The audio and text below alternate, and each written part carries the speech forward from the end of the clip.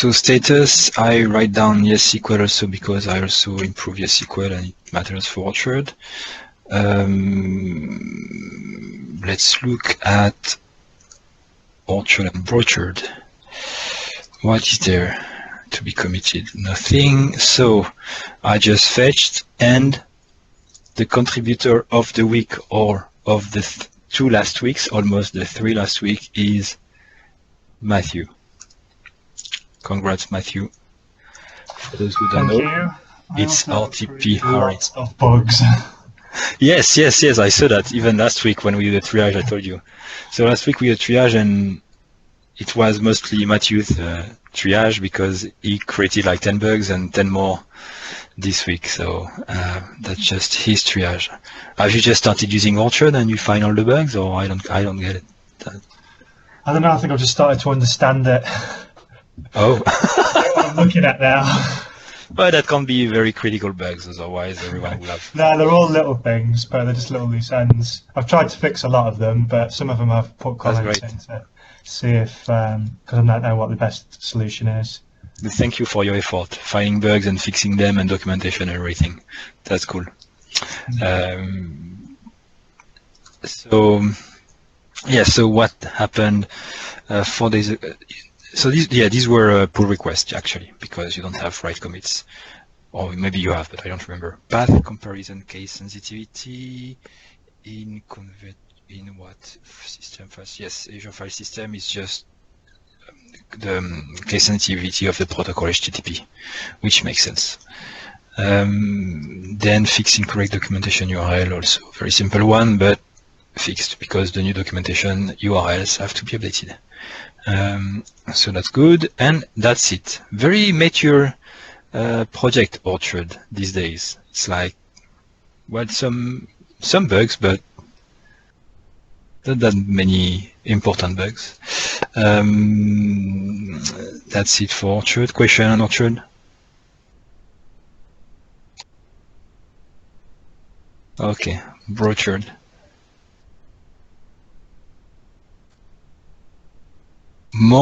That's interesting to see that there are fewer users of Orchard 2, like an infinite time fewer users of Orchard 2, but much more contributors, many different contributors and contributions. So that's interesting.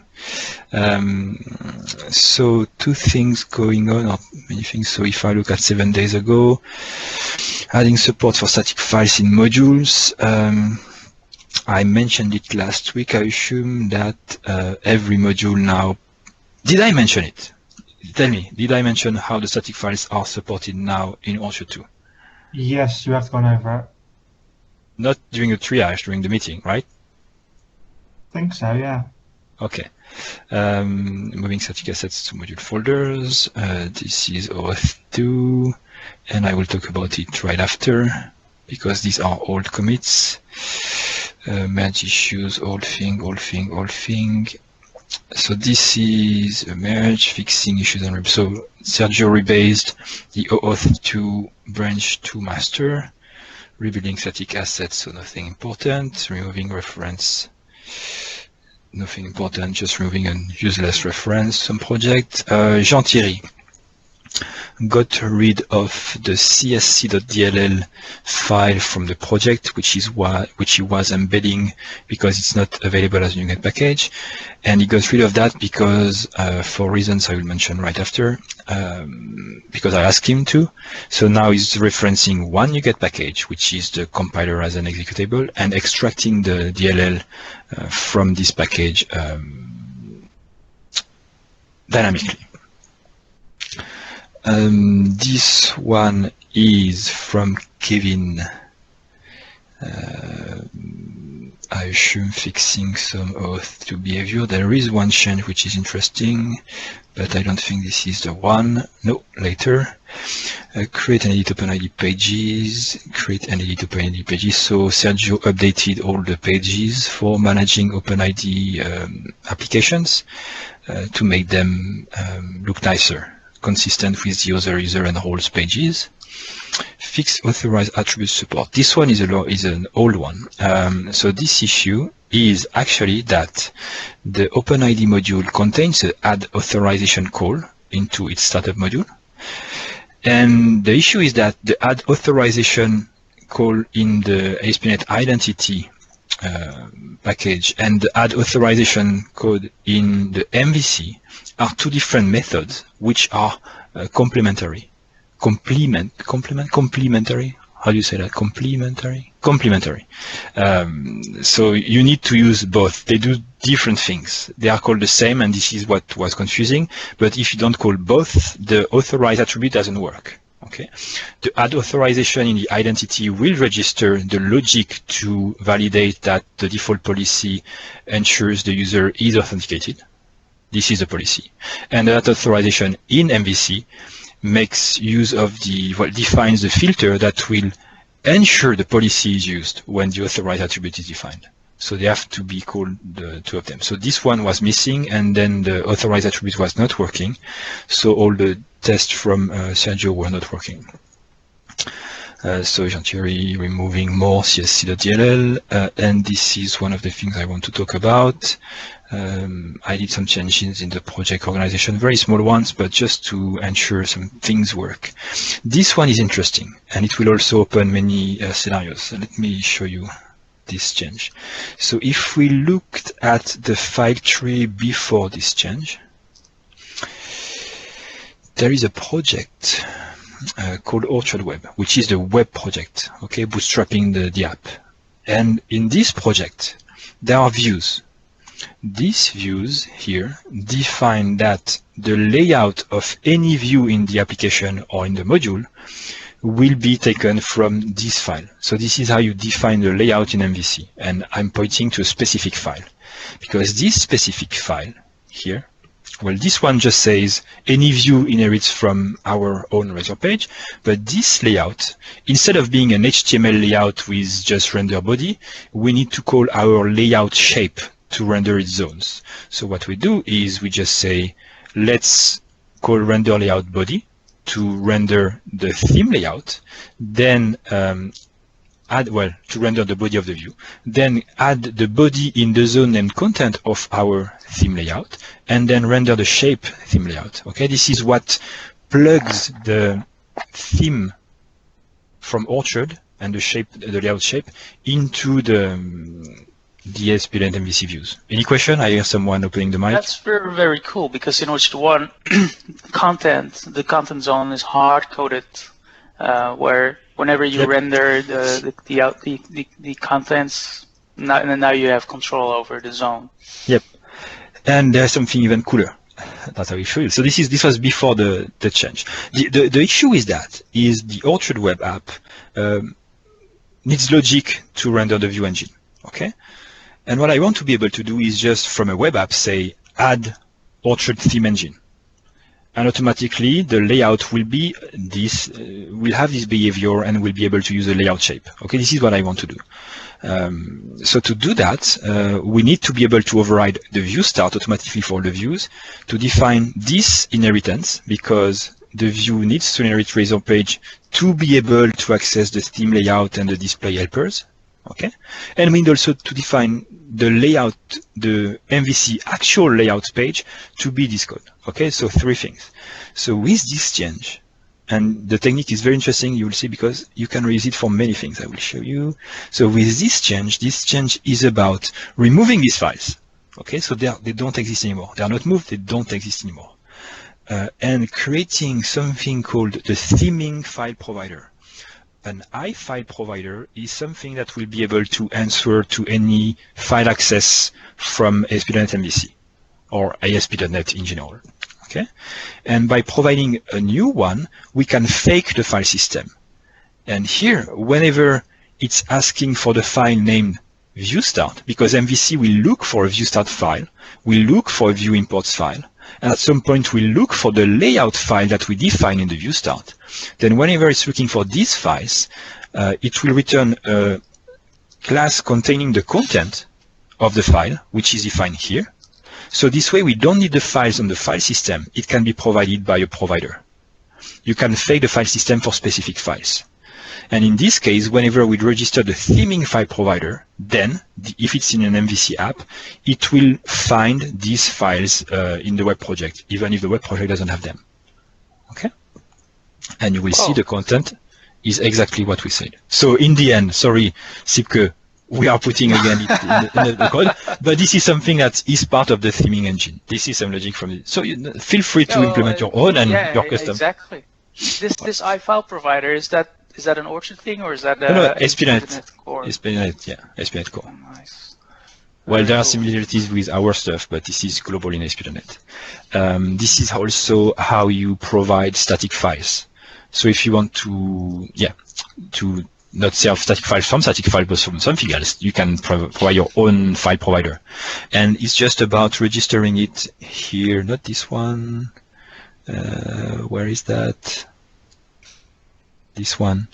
You see in the display management module, which defines the theming. Then I add the file provider. So it's configure Razor View Engine options. It's a Razor View Engine options to have this file provider. But different systems in ASP.NET have file providers. So the iFile provider is not specific to MVC or Razor. It's just the Razor View Engines take some file providers to look for files before looking for the file system. Okay, so you can fake it. Very, very powerful. Even more powerful because now let's say you want some templates to be in the database. Then you create just an iFile provider which will load the files from the database. You don't need any custom template engine to render stuff. You can use the Razor View Engine and just ask it to render a specific file, and it will find it from the database because the file provider will provide it. So let's say we want to create a module which edit templates in database. That's fine. Then we just implement iFile provider, and whenever the default thing will try to find a file in a theme or in a module, this one will say, hey, I have it. So you can do things like this. You can do dynamic templates with this technique. Cool, right? Questions? Okay, so I like it a lot. I do a lot with dynamic creation of files. So Bertrand mentions FileZycle file provider and null file provider. There are many of them. Okay. Okay, .NET Core thing. Okay, not even specific to ASP.NET actually. Good. So this and yeah, so the goal of this thing was actually to have this kind of thing. So add Orchard theming. Okay. So now the web app. So this is a file in the web app. The web app doesn't have to add these 3 files to be an Orchard site. It just needs to say, I need theming and I need Orchard MVC. These are my module folder and theme folder. You can add more. So this is a sample web app running Orchard. And this is what these commits were about, actually, to make it possible for any new website to be able to run Orchard. So this is what this commit is also about, this project. And in the end, that's how it looks like. Let me show you. So now if I look at the Orchard web app,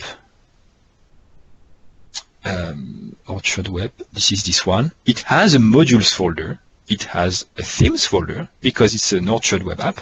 But if I look at the startup is just about saying, I need theming, I need a theme folder. Let's use Orchard. Okay? And use Orchard the middlewares. So that's very simple here. You create a new web app and you just call that and you have Orchard running. And the program could just be this thing, which is a standard template for a web app. It just contains that so that the console is also launched and you can type commands in the console. So I didn't remove that, but you can use a default ASP.NET MVC web template or the default ASP.NET empty template just to bootstrap a web app, an Orchard web app. That's the thing. So, and I will examine a similar thing. It's called PCL storage, okay? And I will extend the conversation because the rest here is not interesting. Well, I will extend later. So let's see, removing dependency, updating YAML configuration from Nick. So Nick is still active, improving things. He found some issues with the YAML configuration.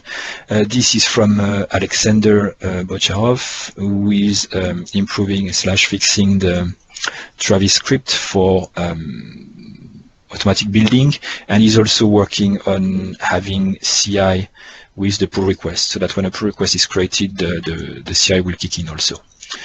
This one from Kevin to fix the all anonymous and I ignorant forgery token for the methods in access controller because they were too much protected. And the Auth2 works great now. So next week, I think Sergio is here. He doesn't talk because he's busy. Or maybe he's not here. He will show what can be done with the Auth2 branch because it's almost done. And he supports the 4 flows for Auth2. And it should be merged very, very soon now because it's beautiful. So Orchard can act as a token server. You can enable the 4 Auth2 flows with that. You will see it's nice. So done. So yes, other topic. So why did I work on this thing, meta package and refactoring Orchard.web? I have a vision for that, and I think you all share this vision.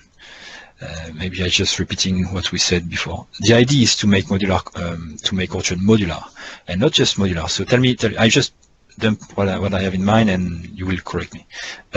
So what I'd like to be able to do is file new web project, okay? And then from the web project, as I showed you, we could have add Orchard, boom, add Orchard / use Orchard. Okay, this is the two things that we need to do to add the services and to add the middlewares. Okay, but this means many things, and what I think it should be is different levels of what we want with Orchard, because we always said, well, more or less, we always said that Orchard is not just a CMS. It's a CMS, it's also an application framework, okay, that you can build modular applications with. And some people do that. We have big clients doing that.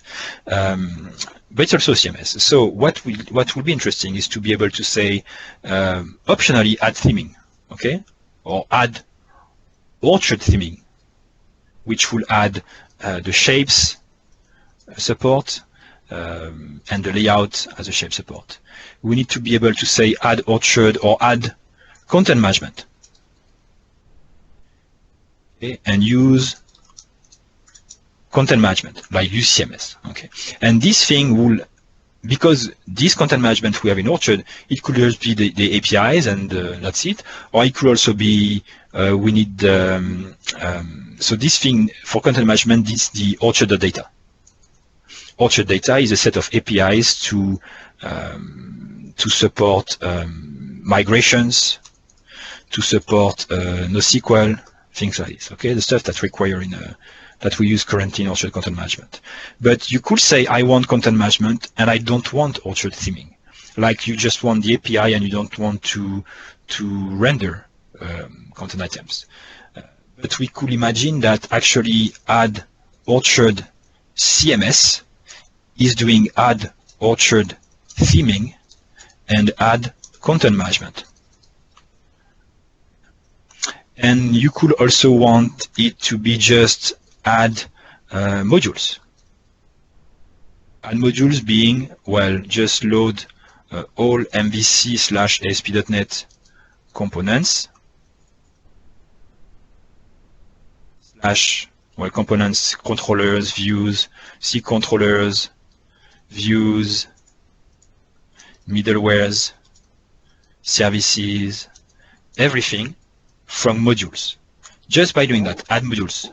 Would that enable the modularity where? That's it. So so you create a file new project and you say add modules. Then your app, when you start it, is just started from all the components in the modules. Let's say you don't want content management, you don't want theming, you just want to build an app that is based on modules, which provides controllers and views and services. Nothing to do with the Orchard APIs or the content management APIs or the theming APIs, the event bus or whatever. You just want modules to work. Like load all the projects inside the modules with dynamic loading, with precompiled loading and everything, run them. It has routes, it has controllers. It's just a modular application. We could do add modules. Okay? Let's say we want multi-tenancy. Let's do add multi-tenancy. And then in this case, when you start the app, it will say, there is a tenant, you need to set up a tenant. Or you will have a command to create a tenant, which we have. And then it will start with a tenant. Boom. And add multi-tenancy means add sites, which today is a call that we actually do. And we say app data /sites. This is a default loader, but you could load the sites from database, from other files, from whatever you want. Okay? And it's independent from modules. And today it's done this way. So why not expose it this way? Okay? It's just repeating or reassessing what are the goals here, because this is also what Nick showed during last harvest and what he's been advertising all the time also. So that's why I was playing, just to have an idea of what we need to refactor right now, just to be able to do things like this. That would be, I think, very great. And then when people will say Orchard or something else, then they will not think just the full CMS. Okay, we care about the CMS. The end goal is to be able to do that. But because we have modularity, because we have multi-tenancy and all these things, maybe we should just expose it this way so that people could also use that. That will maybe drive more user adoption and support from the community or ESP.NET team. Comments? Did I miss anything on the chat? Well, I think it's beautiful, and it's interesting because I watched a video, an interview with Nathan from many years ago, even before the Orchard release, and he talked about the vision of Orchard, where it's a set of reusable components that people could use in their MVC applications. And Orchard 1 didn't deliver that, but this is now delivering that vision, which is pretty awesome. So it didn't. At the same time, some people do that. They just don't use the content management system. Right. And, yeah. They use the framework. They use Orchard. Yes. So it's not every component is independent. And maybe it's just a goal, but which cannot be reached because of resources, or because it's not doable, or we can't remove modules from multi-tenancy or multi-tenancy from modules.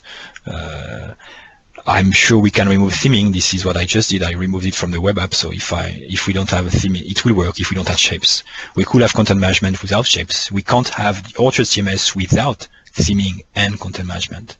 We can have the resource management without everything else. We can't have, something else also. Use admin.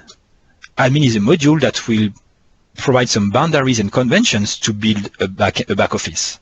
Not everyone wants that, and that's fine. You might have we might be able to separate all our features to require admin or not. Like when I have for instance, the users module. The users modules comes with some controllers to manage authentication on the front end, and also some UI on the back end to manage users. No. But maybe you don't want the back end. Hai dice tine de volta na? What language is that? This is Spanish. So I will mute the Spanish people. So you see, so we could have also use admin. Maybe someone wants to use the admin convention without using, so use admin will require forcibly the theming. Okay. Maybe not. I don't know. Maybe not. But yeah, maybe I just want to use admin and modules because my modules will provide admin things, but I don't care about content management. Okay. Or maybe you care about content management, but you don't care about admin, or you care about theming and admin, and not whatever multi-tenancy. So that would be a nice goal. Bertrand, you are quite. Better. You don't have to deploy admin, only contents. I'm lost. What did you say? It must be right, but yeah. Can you use simpler terms or? Thank you. what I mean is that you don't necessarily need to have the same configuration on your dev machine and on your production machine. Beautiful. And you don't have to deploy necessarily the admin module, and you don't have to configure the admin module in production. And this way you just deploy your contents, but you have a reduced attack surface on your production site. Does that make more sense? Yes, that's good. That's a good point to. Yep, I like it.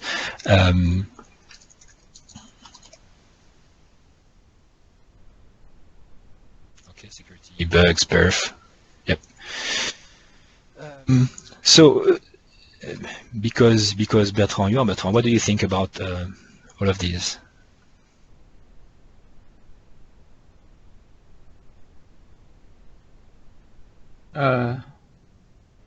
What do you mean all of these? What do you mean of that's? Yeah, we will say, yeah, well, that's what we wanted since the beginning, right? No, it's not actually. Okay, good. And even we made the conscious decision in Orchard 1 not to enable an application to just use bits and pieces of Orchard. And you see, even yeah, sorry. Because it was mostly because it was easier to do it this way, but this does definitely realize the vision.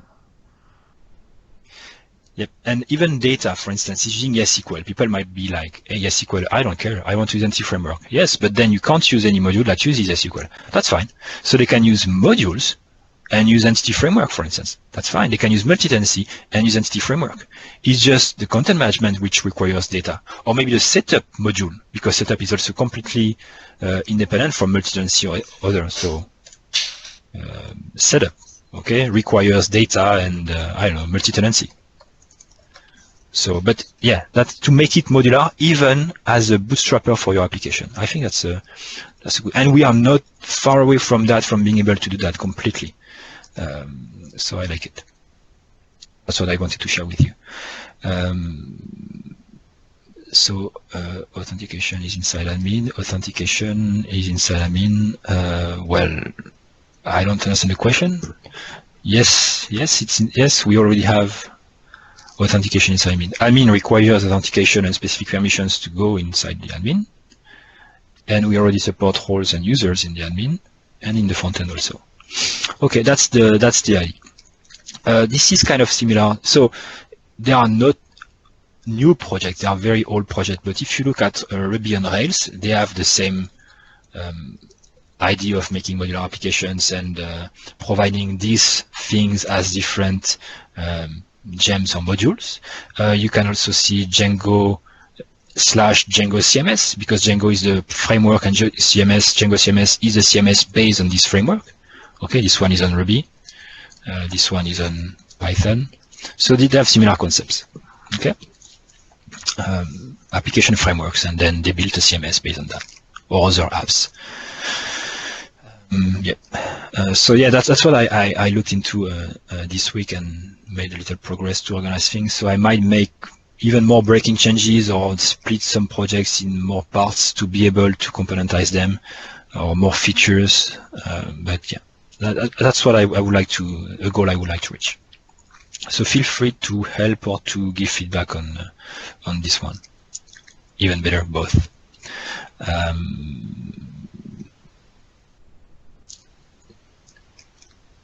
Okay, if you don't have any more questions on that, comments,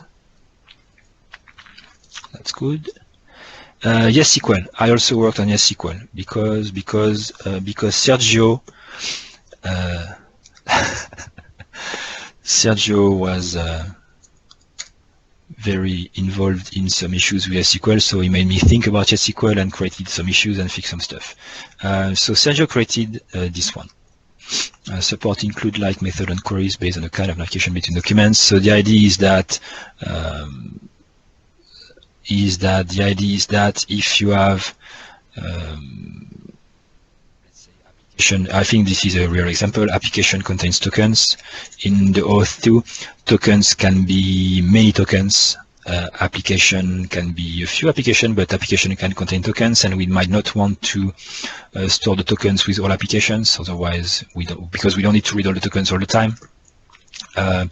So the solution would be to extract tokens into its own document. Then we have all the documents in the same table of all the applications, all the user, all the content items, and it can be a lot of data.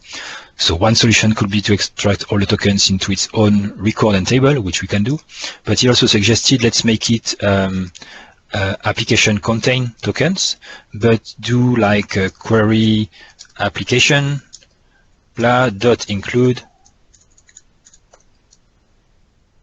x.tokens, and this way, or also on the application class. Crap. On the application class, if you have a tokens property, then you just mark it as a reference, and automatically it will not store it as the application, but as a different set of objects. And then when you do include, it will preload them. Okay, eager load them. So he created this issue, and then I suggested another way to do that, which he liked, but it made me think a lot about how to do that and the implication and how to fix that. So we found the correct solution. And after that, he also mentioned collections and other things. So I created some issues about things we should support in SQL. So support collection, optimistic concurrency. We will need that for Orchard 2. For performance reasons. Collections is a way to shard the content in different tables, like having a table for content items, having a table for tokens, and a general table for the rest. Whatever. Okay, it's up to us. Optimistic concurrency, so that if you change a document or, for instance, a content item, and if someone else is changing the same document, then we get an exception saying the document has been updated by someone else in the meantime. So at least we can do some things on the UI for that. We need command line APIs to update index, and I also closed 2 issues that I implemented this weekend, which is batch queries and storage engine optional, and transaction isolation level per session. This one is implicit, I will show you. So what I did, let me see if I'm missing a question.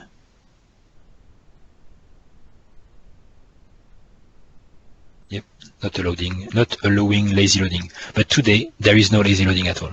What he wants to so what Sergio wants to prevent is the select n+1. Okay, the issue being that if you have an application contains many tokens, then every time we have this scenario, one too many or many too many, then you list all the applications, and for each application you load its tokens and you display them. So you have lots of queries to display this graph. Okay, and this is called the select n+n issue. So you have too many queries to display. So this will provide a way to solve that, but there are other ways to solve that. So the other way to solve a select n+1 is first query applications that you want to display. This is this step, very easy. Then gather all tokens IDs. So you do from the application select all token IDs with the select menu, and you have all the IDs. Then 3, select all tokens, one more query based on the IDs you gathered, and then you can assign the tokens to applications. So this is solvable, okay? You can solve the select n+1 by doing this pattern, even if you don't have the include thing. So that's not a critical thing to implement, but that will be a good to have, and it's provided in many frameworks. Anti-framework has that, RavenDB has that, many have that, but you can do that with another pattern than just, and this is what the include will do actually, out of the cover, under the cover.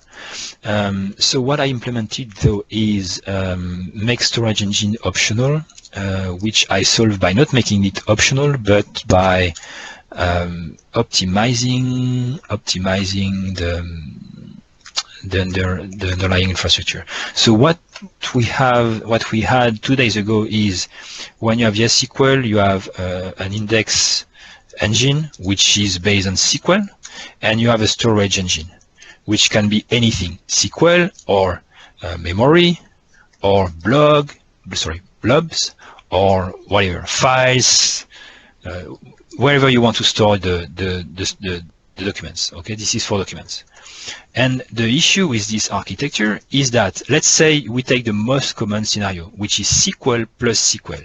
You use your SQL database to store both your index and your documents.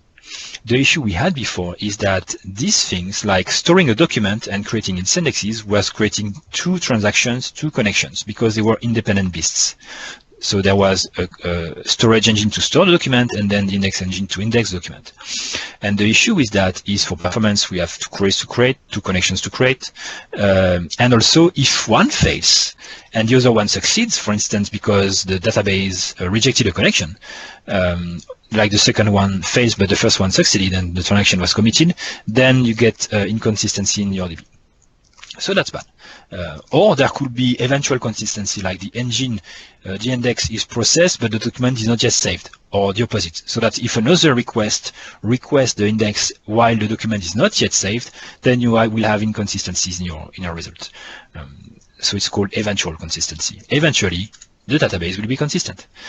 So to prevent that, I refactor the things so that if you use the most common scenario SQL and SQL, and we can optimize for consistency and also for using the same connection, then it will do it. So now when you use SQL with a SQL storage, it will use a single connection, a single transaction, and that will be faster and more consistent. If you want to use memory over SQL, you can still do that. It will also be very consistent. If you want to use blob instead of SQL, then you can have eventual consistency because you might serialize the index at some point of time and the blob at some other point of time, and you have to deal with that. But it's a choice, okay? It's opt-in.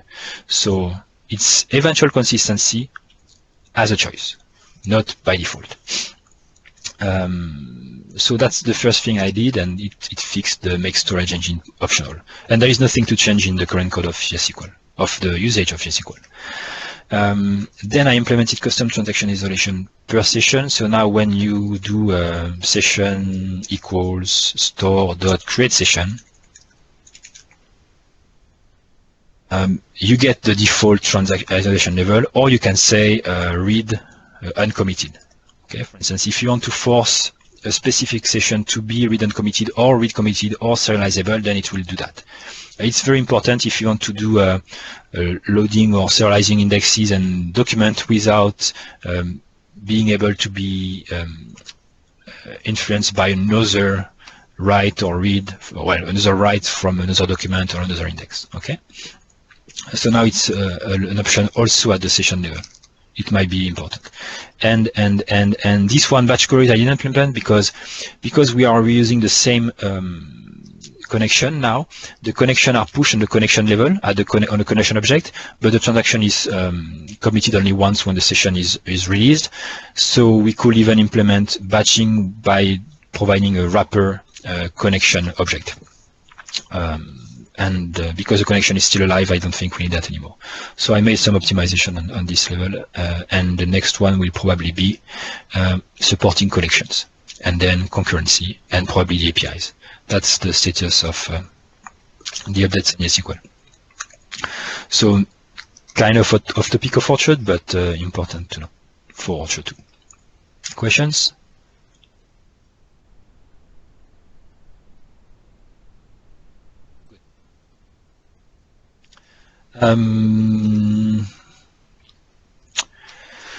What else? Yes, to mention, so Bertrand will be interviewing me, that's it, on Thursday. I don't know what question he will ask me because he already know the answers, which is kind of weird, right, Bertrand? And it will be on Orchard, so... No? Yeah, I'm not going to give you the questions in advance. Well, that's okay. Well, yeah, I don't know the questions. I know the answers. Whatever question you ask me, I will know the answers because if I don't know them, I won't answer.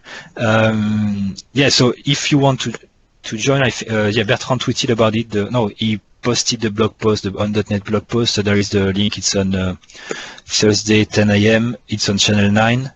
I hope the sound will be better than what I saw last time. You sounded low compared to the other guy, but that's okay. We will fix that. Yeah, that's a recurring problem. Yeah. Okay. And yep, that's it. If you have questions, send them to him. Actually, you'll be in the room with me. Oh, good. Oh, you didn't tell me. Well, I'm telling you now. It's okay. in building 25. Okay, you send me an email. 1332. I'll be there. So no need for a microphone or whatever. I can just plug No, in. no. Everything's in the studio. You just need to bring your laptop. Okay, good. And what is good is that Bertrand won't ask bad questions because he doesn't want to tell bad things about Orchard. That's good, right? Yeah, only curveballs. We'll see. And we won't do it in French. We could do it in French, but we won't. Yeah, we would have to subtitle it afterwards. That would be troublesome. Fun. Yeah, that would be fun. Good questions. Topics, demos. I didn't ask for demos. Does anyone have demos?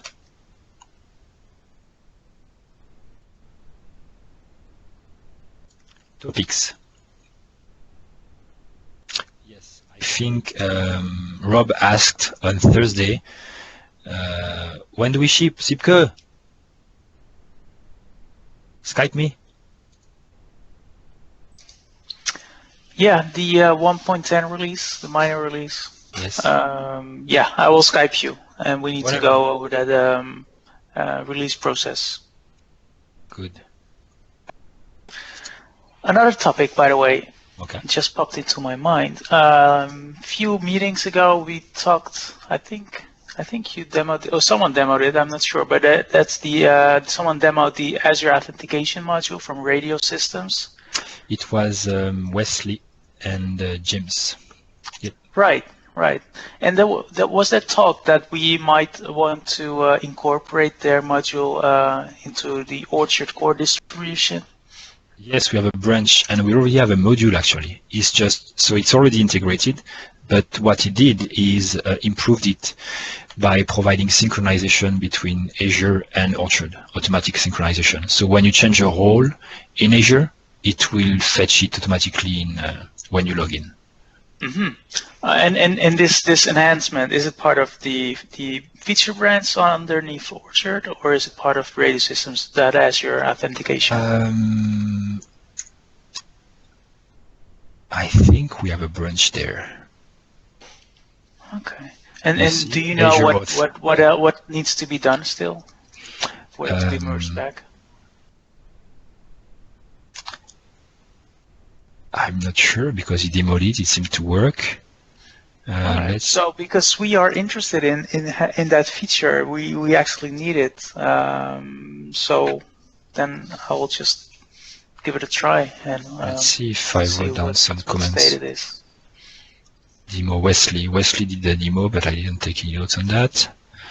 But the branch is here, so I will share it on the chat. Maybe I should drop him an email. I'm sure his email is public. And if it's not there, yeah, I can give it to you. Usually he's there. That's weird. James is not here either. Yep. Ask him. And it's a bit of branch, so if you can use it and fix it. Yep. They are using it. They just implemented on top of that the synchronization. All so right. Cool. Good. Other topics, questions? Anyone, anything?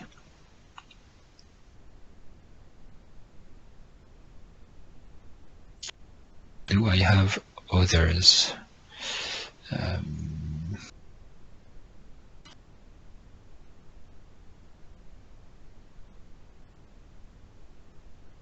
No, so I didn't work on the admin menu. Yes, what I did on the admin menu is I merged the admin menu, but I didn't change the things based on the meeting we had last week. So this will come. Okay, it's still there. It's decided. So that will be good. I just stopped working on that. If you want, again, if you want to work on Orchard 2, feel free to ping me or start something. There are many modules we need to migrate. You can even start migrating some modules that you want to work on or improve, and that's fine. It's very open. You can see there are many contributors also on Orchard 2. Kevin Alexander, Nick, Jean-Thierry, Sergio, who else I'm missing? Right now that's it. So feel free to join the project. It's already almost usable. You can render controllers, modules. You see, even Sergio is using it for his authentication. Beautiful.